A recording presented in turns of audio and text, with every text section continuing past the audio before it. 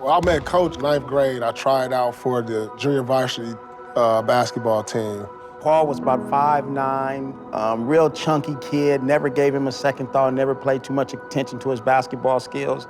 But when I saw him out on the court, I said, oh, this kid can play a little bit. Most the kids here, the black kids especially, don't have fathers. So like your basketball coach or your football coach, they become father figures for you. And he represented that for a lot of the kids in the neighborhood, as a head basketball coach.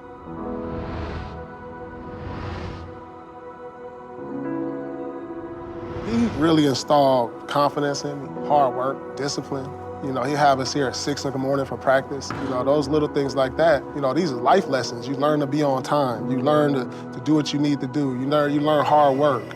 You learn how to listen. You learn how to be a team. Those are things that I take with me in life also.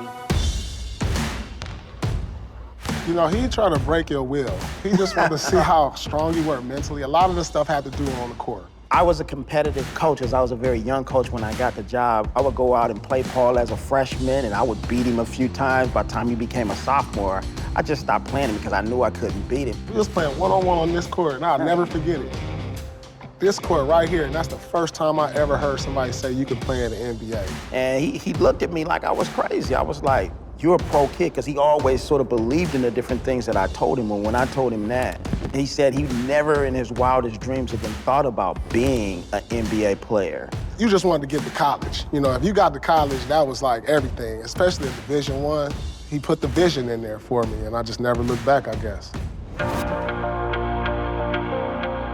So I get to Kansas, and then winter starts, and it's freezing. He's a star at the University of Kansas in Lawrence. He asked me, Coach, can you send me a coat? I called him. I had no big jacket. I grew up a kid right here in Southern California. We never had a need for a big coat. I remember I didn't go to class for like 3 days because it was too cold and I didn't have a coat. I called Coach Roy, and sure enough, he came through, sent me a big Nautica jacket. I still remember it was a red, yellow, and blue jacket. I thought I had the freshest jacket on campus, man. I'll never forget that. He's just a genuine kind of person.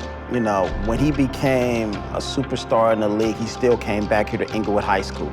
He talked to the kids. He told the kids, hey, everybody can't make it to the NBA. Everybody can't be a professional athlete, but you can be a professional in school.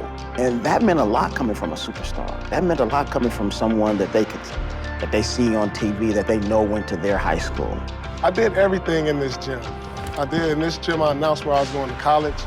And I announced I was going to the NBA right here in this gym.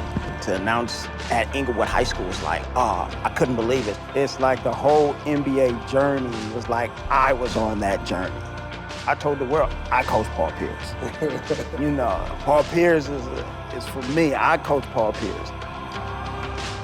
I just try to be an inspiration to the kids that, come from the same neighborhood I come from, where people tell you you can't make it. I just wanted to give back to a community that made me who I am. For a long time, I ran a youth basketball camp right here. I was able to refurbish the locker room. We've had kids who've been here in high school, can't afford to go to the prom. He's bought prom tickets. We have kids who doesn't have a pair of shoes.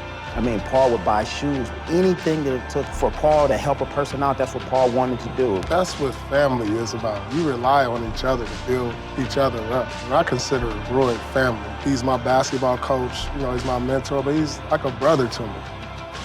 Hi, I'm Paul Pierce, and I'm here because of my coach, mentor, friend, Patrick Roy.